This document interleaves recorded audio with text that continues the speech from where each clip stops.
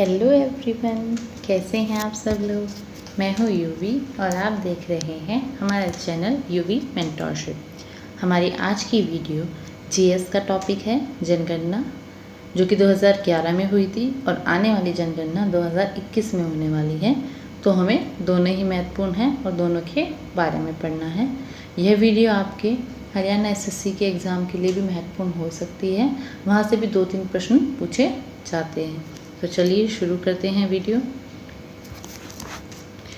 British viceroy Lord Mayo के तहत शुरू जनगणना। 1872 में जब सबसे पहली बार जनगणना हुई थी वो ब्रिटिश राज के समय हुई थी, जब अंग्रेजों का शासन था, और उन्हीं के जो वायसराय थे लॉर्ड मेयो, उन्होंने इसकी शुरुआत की थी। मगर ये पूरी तरह नियमित रूप से नहीं थी, तो लॉर्ड रिपन ने पूरी तरह नियमित जनगणना शुरू की 1881 से, और तब से लेकर अभी तक हर 10 साल में, जब 10 साल जोड़ते जाएंगे आप प्लस 10 ईयर, तो हर 10 साल में जनगणना नियमित रूप से होती आ रही है। तो 2 सवाल बनते हैं। सबसे पहले किसने शुरू की? वायसराय लॉर्ड मायो ने 1872 में, और नियमित रूप से किसने चलाई? लॉर्ड रिपन ने। ठीक है। जनगणना का जो दायित्व है, रिस्पॉन्सिबिलिटी है, वो सरकार को संविधान के कौन से अनुच्छेद से मिलती है? अनुच्छेद 246 से। विश्व जनसंख्या दिवस कब मनाया जाता है? 11 जुलाई को world population day international level पर बनाया जाता है। भारत की जनगणना का विषय संघ सूची में है। 3 सूचियां होती हैं ना, संघ सूची, समवर्ती सूची और राज्य सूची। तो संघ सूची मतलब यूनियन का सब्जेक्ट है जनगणना कराना। भारत में प्रथम बार जाति आधारित जनगणना 1931 में हुई थी। 1881 से जनगणना हो रही है, बट सबसे पहली बार जब सारी जातियों को भी जनगणना में शामिल किया गया था, वो कौन सा साल था? 1931। इसलिए महत्वपूर्ण हो जाता है। भारत में जनगणना का कार्य गृह मंत्रालय के अधीन महापंजीयक या जनगणना आयुक्त के निर्देश अनुसार होता है।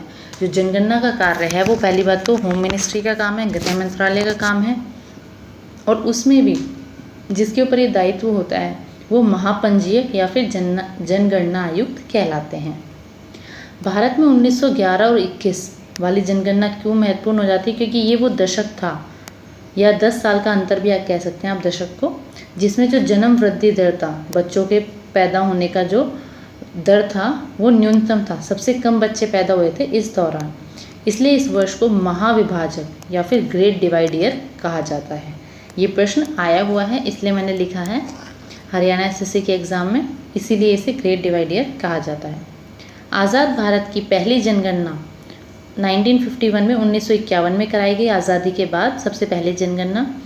इसके विषय, इसमें 14 सवाल थे। देखिए इस सवाल का क्या मतलब है। जब जनगणना करने वाला कोई व्यक्ति आपके घर आता है तो आपसे सवाल पूछता है कि आपके बच्चे कितने हैं, आपके घर में किस तरह की लाइट यूज़ की जाती है, आपके कमाने का ज़रिया क्या है, आपकी इनकम कितनी है। तो ये छोटे सवाल होके कितने सवाल हो जाते हैं, या वो कितने सवाल उन्हें पूछने होते हैं। उनके पास एक रजिस्टर होता है जिसमें उसको इन सवालों का जवाब लिखना या टिक करना होता है। तो कुल कितने सवाल थे? जब 1951 में पहली बार जनगणना हुई थी तो वो 14 सवाल थे। ठीक है। इसलिए ये ज़रूरी है कि जब सबसे पहली बार जनगणना हुई थी तो कितने सवाल पूछे गए थे? तो उस वक्त 14 सवाल थे। 2001 की जो जनगणना है वो पहली पूर्ण कंप्यूटरीकृत, मतलब सब कुछ कंप्यूटर से किया गया था, तो वो कंप्यूटरीकृत जनगणना थी, पहली पूरी तरीके से। अब आ जाते हैं हमारे लिए, ये तो थे पुरानी जनगणना से रिलेटेड छोटे वर्ड जो काम आ सकते थे। अब 2011 की ज़रूरी हो सकती है, क्योंकि पहले वही है, और आने वाली 2021 की, यही दोनों हमारे लिए ज़रूरी बनती हैं। तो इनसे जुड़े हुए कुछ महत्वपूर्ण तथ्य हैं। जनगणना 2011 में 29 सवाल थे। अभी हमने देखा कि 1951 में कितने सवाल थे? 14, और 2011 में कितने थे? 29। तो ये दोनों ही साल हमारे लिए महत्वपूर्ण हो जाते हैं। भारत की 15वीं जनगणना थी। 1872 से लेकर 2011 तक ये कौन से नंबर की थी? 15वीं। मगर आज़ादी के बाद की ये 7वीं जनगणना थी। ठीक है। जनगणना 2011 का आदर्श वाक्य था, हमारी जनगणना हमारा भविष्य। ठीक है। आवर सेंसस आवर फ्यूचर, इसको इंग्लिश में ऐसे कहेंगे, आवर सेंसस आवर फ्यूचर। जनगणना को अंग्रेजी में सेंसस कहा जाता है। रजिस्ट्रार जनरल और जनगणना आयुक्त जिनके तहत जनगणना 2011 आयोजित की गई, कौन थे वो? सी चंद्रमौली, जिन्होंने 2011 की जनगणना कराई थी, और जो रजिस्ट्रार जनरल थे उनका नाम था चंद्रमौली, सी चंद्रमौली। ये एक एक लाइन बहुत ज़रूरी है, आपको टू द पॉइंट पढ़ा रही हूँ मैं, बजाय कि पूरा लंबा लंबा लिख के, तो आपको एक एक लाइन याद रखनी है कि ये इससे जुड़ा हुआ है। देखिए मैस्कॉट क्या होता है? निशान होता है, जैसे ओलंपिक का निशान है ना 5 रिंग, ठीक है, ऐसे। तो किसी भी चीज़ को दिखाने के तरीके को मैस्कॉट भी कहा जाता है। तो जनगणना जो 2011 को हुई थी उसको दिखाने का तरीका ये महिला थी, जिनको शिक्षिका प्रगणक भी कहा जाता है, ठीक है, जो आपके घर घर आके आपको चेक करेंगी, आपसे सवाल पूछेंगी, ये उनका सिंबल है, ठीक है। अभी जो 2021 होने वाला है उसको नाम दिया गया है एल्डो, और उसका मैस्कॉट ये है, ये महिला है, ठीक है, पीली साड़ी वाली महिला, और ये नीले सूट वाली महिला 2011 का सिंबल थी।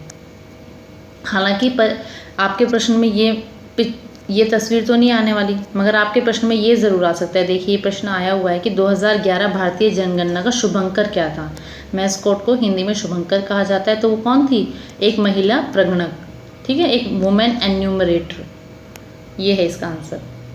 तो यही है वो वुमेन एन्यूमरेटर, ठीक है, और इसका नाम है इस बार एल्डो, पीली साड़ी वाली 2021 का मैस्कॉट। देखिए जो जहाँ पर जनगणना की सारी चीज़ें होती हैं, जो अथॉरिटी मानी जाती है उसे RGCCI कहते हैं, जिसका पूर्ण वाक्य होता है registrar general and census commissioner of India, ठीक है। इसकी जो स्थापना हुई थी वो 1961 में हुई थी। जनगणना होती आ रही थी पहले से, बट इसकी स्थापना 1961 में हुई है। इसका हेडक्वार्टर दिल्ली में है, ठीक है। इसके जो अभी फ़िलहाल रजिस्ट्रार जनरल है, मतलब 2021 में अगर सेंसस हुआ तो हमारे जो रजिस्ट्रार जनरल कहलाएंगे वो विवेक जोशी कहलाएंगे। जैसे 2011 में सी चंद्रमौली थे, अभी हमारे जो 2021 की जनगणना के अध्यक्ष कहलाएंगे वो विवेक जोशी कहलाएंगे, ठीक है।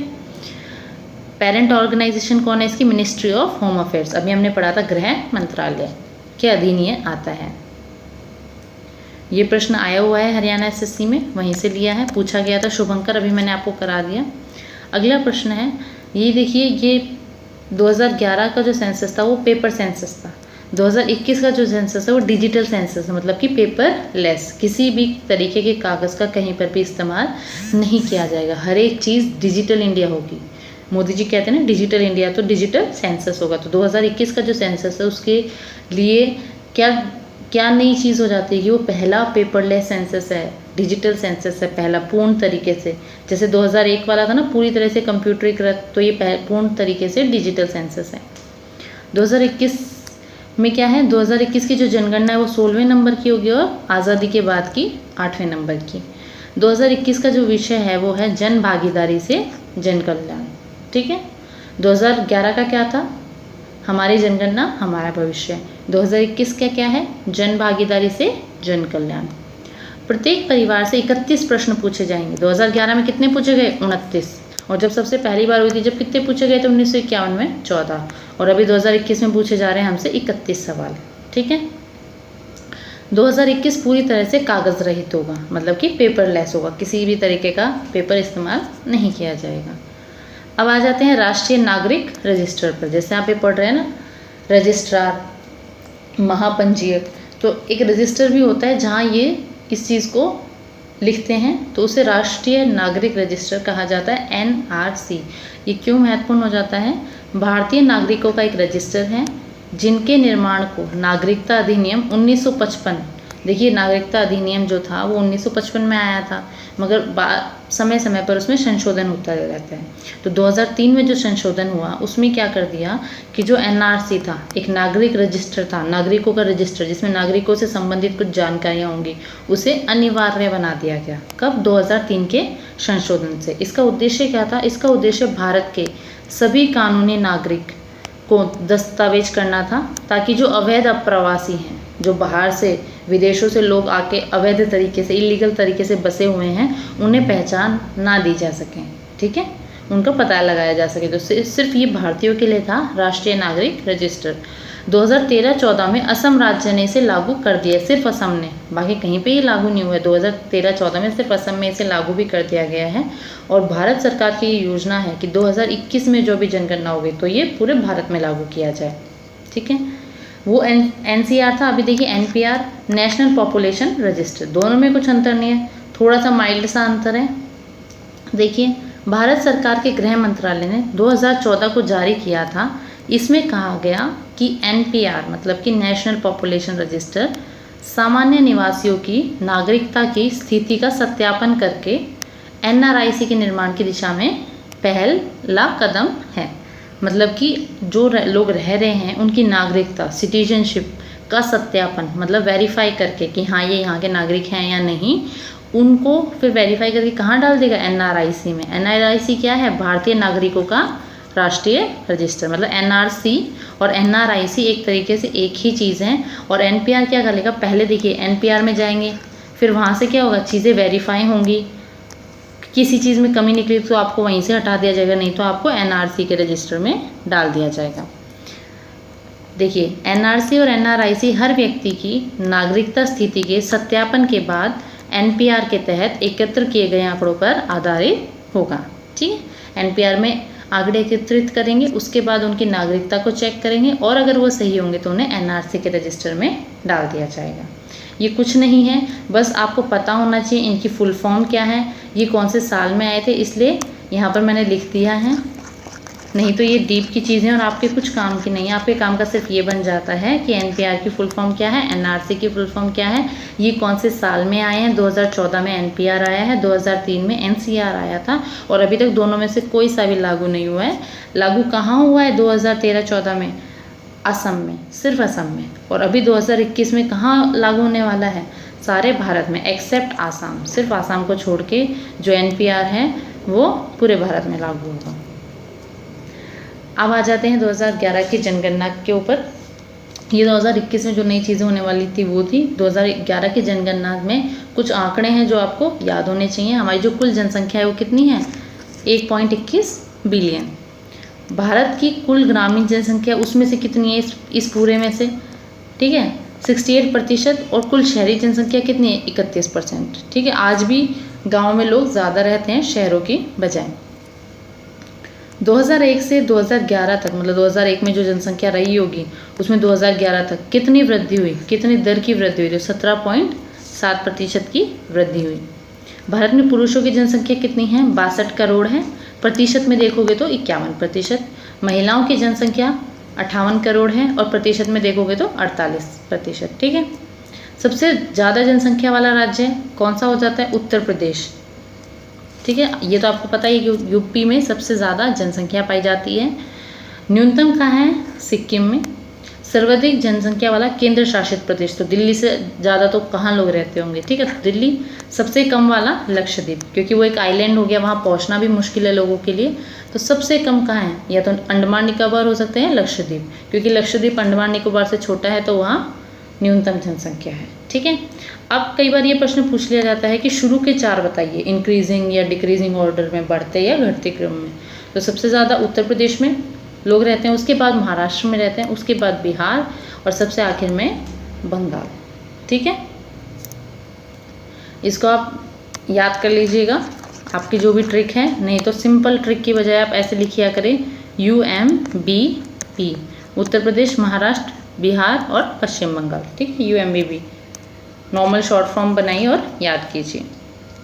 और अगर आपको याद करना ही है ट्रिक से तो मैंने ट्रिक भी लिखी है, बिना ट्रिक के आप मानते नहीं हैं। देखिए, ये जो हैं इनको आप ऐसे ही ऑर्डर में लिखिए। पहले जनसंख्या, ठीक है, फिर 10 साल में कितनी जनसंख्या बढ़ी, उस जनसंख्या में भी स्त्री और पुरुष का अनुपात क्या था, रेशो क्या था, और फिर जनसंख्या घनत्व कितना है और साक्षरता दर क्या है। इन सबको ऐसे लिख लिया। उसके बाद आपको ये लाइन याद करनी कि उसके मन ने कहा ब्याह कब हुई। उसके मन ने कहा कि ब्याह कब हुई, शादी कब हुई। ठीक है, तो उससे देखिए, उसे उत्तर प्रदेश अभी हमने पढ़ा सबसे ज़्यादा जनसंख्या और सिक्किम में सबसे कम। मन पे आ जाइए, दशकीय वृद्धि, मतलब जहाँ पे 10 साल में सबसे ज़्यादा वृद्धि हुई हो, लोग बढ़े हों या घटे हों। तो सबसे ज़्यादा बढ़े कहाँ हैं? मेघालय में। और सबसे ज़्यादा घटे कहाँ हैं? नागालैंड में। स्त्री और पुरुष का अनुपात, सेक्स रेशो जिसे कहा जाता है, वो सबसे ज़्यादा कहाँ है? केरल में। और सबसे कम कहाँ है? हमारे हरियाणा में। जनसंख्या घनत्व सबसे ज़्यादा बिहार में है और सबसे कम अरुणाचल प्रदेश में। साक्षरता दर सबसे ज़्यादा केरल में और सबसे कम बिहार में। तो ये आपकी ट्रिक है याद करने की। अगर आपको इससे याद होता है तो बहुत अच्छी बात है। इसमें जो पहले नंबर पे है वो सबसे ज़्यादा मैक्सिमम दे रखा है और जो दूसरे पे है वो मिनिमम दे रखा है। तो चलिए फिर से आंकड़ों पे आ जाते हैं। देखिए highest populace UT, highest populace UT मतलब ऐसी यूनियन टेरिटरी, ऐसा केंद्र शासित प्रदेश जहाँ पर सबसे ज़्यादा लोग रहते हैं, तो वो क्या है, दिल्ली में। लीस्ट सबसे कम कहाँ रहते हैं, अभी हमने पढ़ा लक्षद्वीप में। हाईएस्ट पॉपुलस स्टेट, ऐसा राज्य जहाँ पर सबसे ज़्यादा लोग रहते हैं तो उत्तर प्रदेश। सबसे कम लोग रहते हैं सिक्किम। हाईएस्ट अर्बन, अर्बन मतलब शहरी, शहरी लोग सबसे ज़्यादा रहते हैं, शहर में जहाँ सबसे ज़्यादा लोग रहते हैं वो महाराष्ट्र। सबसे कम शहर में जहाँ रहते हैं वो लक्षद्वीप। सबसे ज़्यादा गांव में लोग रहते हैं उत्तर प्रदेश और सबसे कम गांव में रहते हैं वो लक्षद्वीप। ठीक है, तो लक्षद्वीप में शहर वाले भी सबसे कम है, गांव वाले भी सबसे कम हैं और जनसंख्या भी सबसे कम है। ठीक है, उत्तर प्रदेश में गांव वाले भी सबसे ज़्यादा हैं और जनसंख्या भी सबसे ज़्यादा है।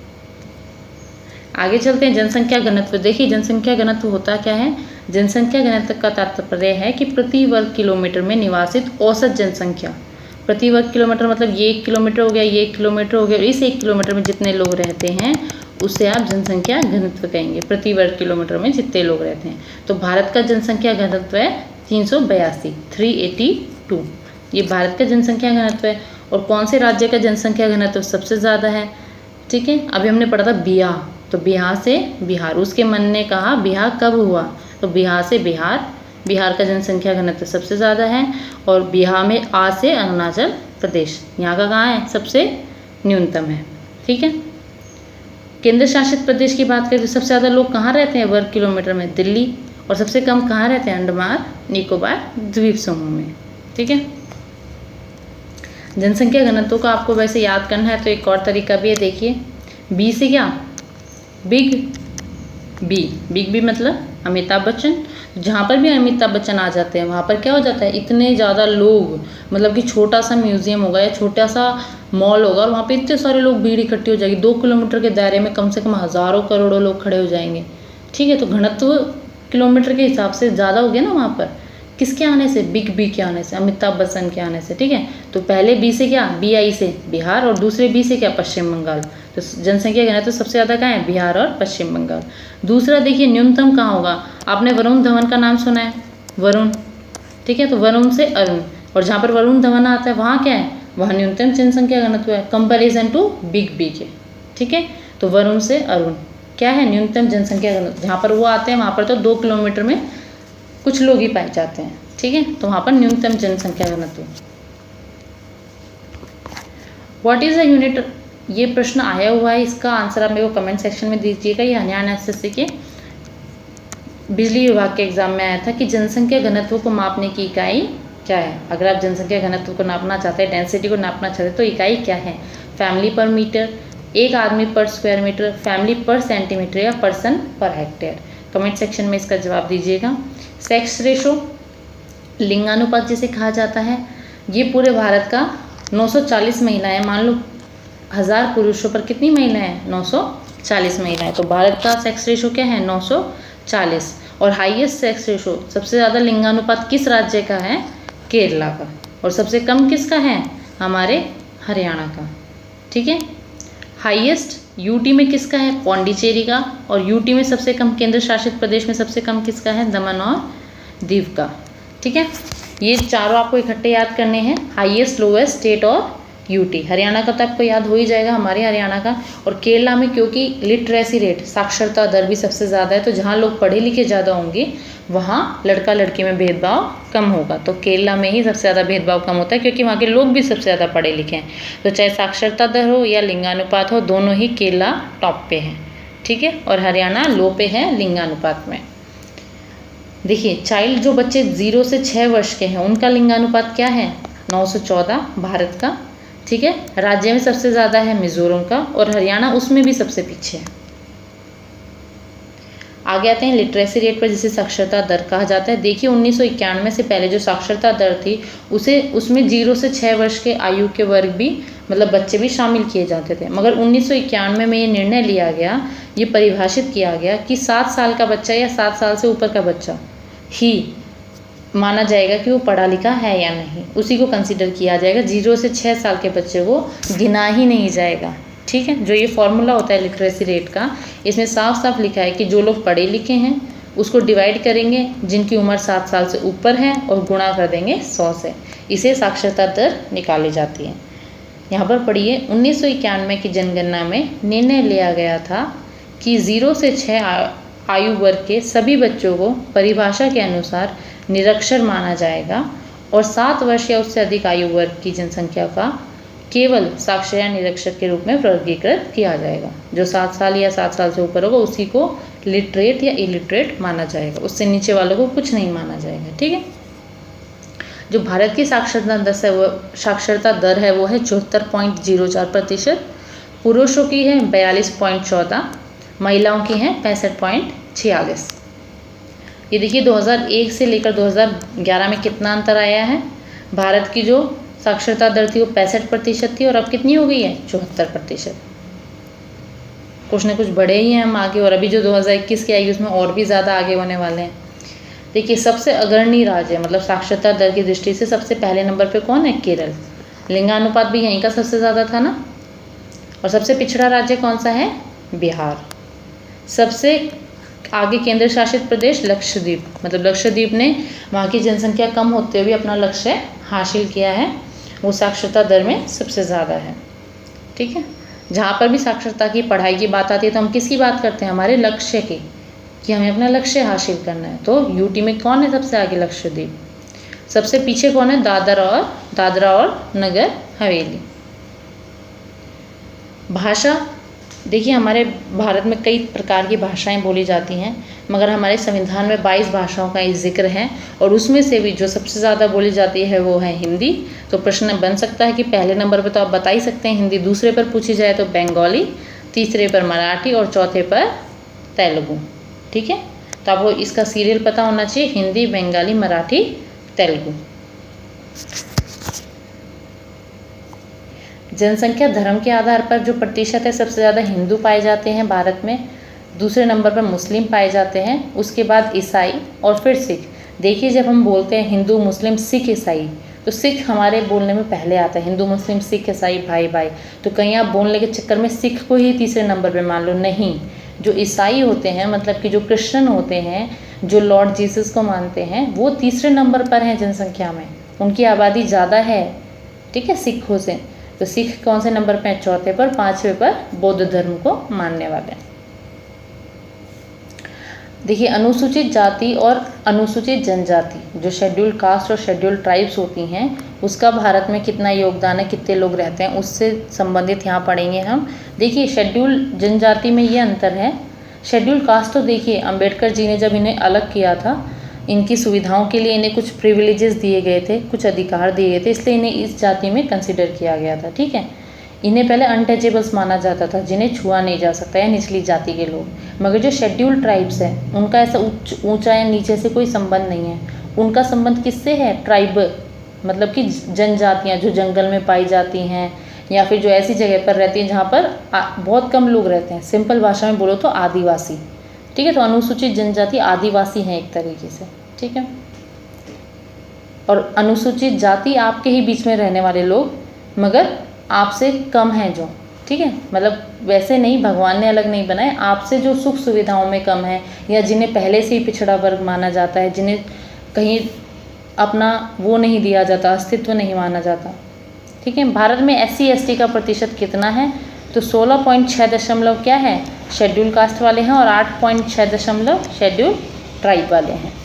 अनुसूचित जातियों के उच्चतम अनुपात वाला राज्य कौन सा है, पंजाब सबसे ज़्यादा, ठीक है। और नंबर्स में बात करें तो यूपी। अब ये नंबर और परसेंटेज क्या है, देखिए यूपी में सबसे ज़्यादा पाए जाते हैं, मगर परसेंटेज मतलब एरिया के हिसाब से प्रतिशत बात करें, जैसे कि यूपी में मान लो 40,000 SC हैं, मगर पंजाब में सिर्फ 8,000 है। मगर क्योंकि पंजाब का जो एरिया है, ठीक है, वो यूपी से कम है, तो प्रतिशत के हिसाब से, प्रति वर्ग किलोमीटर के हिसाब से, मतलब डेंसिटी, घनत्व के हिसाब से पंजाब में ज़्यादा हुए, तो वो परसेंटेज के हिसाब से पंजाब में ज़्यादा है, और नंबर के हिसाब से कहाँ ज़्यादा लोग पाए जाते हैं, वो यूपी में है। ऐसे ही उच्चतम अनुपात के हिसाब से, परसेंटेज के हिसाब से सबसे उच्चतम जो शेड्यूल्ड ट्राइब्स हैं, जनजातियाँ, वो मिजोरम में पाई जाती है, और नंबर के हिसाब से देखोगे तो मध्य प्रदेश में।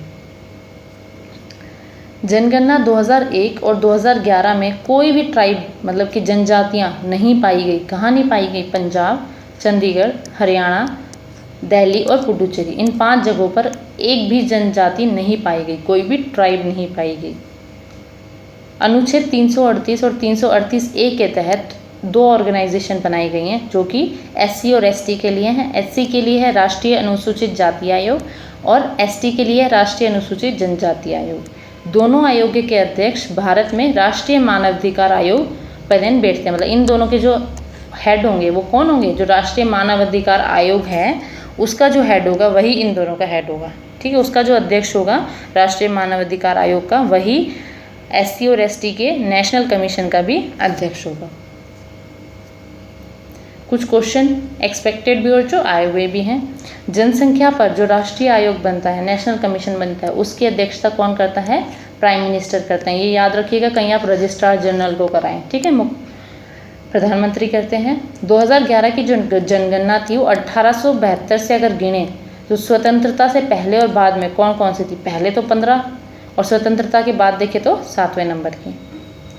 2011 जनगणना में भारत के कितने जिलों को शामिल किया गया था? देखिए ये साफ साफ है, 2001 में ये थे और 2011 में ये थे। तो कितने थे जिले, डिस्ट्रिक्ट? 640। तो 640 इसका सही उत्तर है। 2011 सेंसस के अनुसार हमारा जो लिटरेसी रेट है मतलब साक्षरता दर है वो कितना है? 74.04 पूरे भारत का, महिला और पुरुषों का नहीं, सिर्फ भारत का। 2011 की जनगणना के अनुसार सबसे कम साक्षरता दर वाला भारत का केंद्र शासित प्रदेश कौन सा है? दादर और नागर हवेली, जहाँ पर साक्षरता सबसे कम है। और सबसे ज़्यादा कहाँ थी? लक्षद्वीप। लक्षद्वीप ने पढ़ाई करके अपना लक्ष्य हासिल किया। 2011 की जनगणना के अनुसार भारत में महिला साक्षरता दर कितनी है? 65.46। देखिए लिटरेसी रेट फिर से रिवाइज कर लीजिए। पूरे भारत की 74, मेल की 82, फीमेल की 65, राज्य में सबसे ज़्यादा केरल और सबसे कम बिहार, यूटी में सबसे ज़्यादा लक्षद्वीप और सबसे कम दादर और नागर हवेली। 2011 की जनगणना के अनुसार भारत में सबसे बड़ी ग्रामीण आबादी वाला राज्य कौन सा है? उत्तर प्रदेश। मतलब गांव में लोग सबसे ज़्यादा कहाँ रहते हैं? उत्तर प्रदेश में। शहर में सबसे ज़्यादा लोग कहाँ रहते हैं? महाराष्ट्र में। ठीक है, देबांग घाटी जो कि अरुणाचल प्रदेश में और सांबा घाटी जो कि जम्मू एंड कश्मीर में, वो किस लिए जानी जाती है सेंसस के हिसाब से? क्योंकि यहाँ पर सबसे कम जनसंख्या घनत्व है। मतलब कि यहाँ पर ऐसे आप 1 वर्ग किलोमीटर में देखोगे तो 1-2 ही लोग मुश्किल से मिलेंगे। ठीक है, तो सबसे ज़्यादा जनसंख्या घनत्व सबसे पूरे भारत में सबसे जनसंख्या कम घनत्व कहाँ पर है? देबांग घाटी अरुणाचल प्रदेश और सांबा घाटी जम्मू और कश्मीर में। निम्नलिखित जोड़ों में से कौन सही ढंग से मेल नहीं खा रहा है? तो देखिए जो नागालैंड है उसकी सबसे कम थी दशकीय वृद्धि, मतलब 1 साल में, बल्कि इसकी तो माइनस में गई है, नेगेटिव में। ठीक है, जितने पहले लोग यहाँ पाए जाते थे उतने भी नहीं पाए जाते, तो ये गलत जोड़ा है। यहाँ उच्चतम की जगह निचतम होना चाहिए था। आधुनिक मानव इतिहास में सबसे पहली बार जनगणना किस देश ने आयोजित कराई थी? तो वो अमेरिका है। दुनिया में दूसरा सबसे अधिक आबादी वाला देश कौन सा है? अपना भारत है। Thank you for watching. Please subscribe my channel. वो बीच में मैं थोड़ा सा अटक गई थी क्योंकि मेरी बेटी आ गई थी। ठीक है, तो सॉरी फॉर दैट इनकन्वीनियंस। और आपको वीडियो कैसे लगी प्लीज़ कमेंट सेक्शन में बताइएगा। मैंने पूरा कोशिश किया है कि आपके जनगणना से संबंधित सारे सवाल कंप्लीट हो सकें, क्योंकि मैं अलग से हिस्ट्री या ज्योग्राफी कराऊंगी तो उसमें ये टॉपिक कहीं नहीं आएगा। तो मैंने ये टॉपिक मेरे को लगा अलग है उन सबसे, तो पहले करा दिया। Thank you and have a nice day.